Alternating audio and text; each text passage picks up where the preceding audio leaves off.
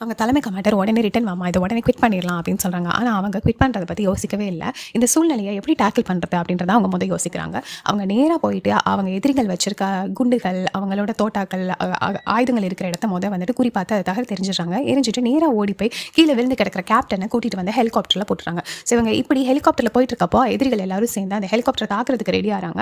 அப்படி தாக்குதல் நடந்துகிட்டு இருக்கும் போது அவங்க ஃபியூவல் டேங்க் டக்குன்னு குறைஞ்சி அது வந்துட்டு ஒரு அலாமிங்கான சுச்சுவேஷனில் போய் விட்டுருது. இருந்தாலும் அவங்க வந்துட்டு பயங்கரமாக அவங்க அந்த சூழ்நிலையை டேக்கிள் பண்ணி கேம்புக்கு போயிடுறாங்க. ஸோ கேம்புக்கு போனதுக்கப்புறம் அவங்க தலைவர் அவரே வந்துட்டு அவங்களோட தோல்வியை ஒத்துக்கிற இந்த கைப்பால பார்க்குற பரிசை பார்த்து அவர் தோத்ததை ஒத்துக்கிறாரு. ஸோ அவர் அவங்கள சமோன்னு சொல்லி ஏற்றுக்கிட்ட அந்த பக்குவமானது அந்த இடத்துல தெரியுது. அதுக்கப்புறம் அவங்க வெளியே வராங்க. இது வரைக்கும் அவங்ககிட்ட இருந்த ஸ்கில்ஸை நிராகரிச்ச எல்லா ஆண்களும் அவங்கள பார்த்து கை தட்டுறாங்க.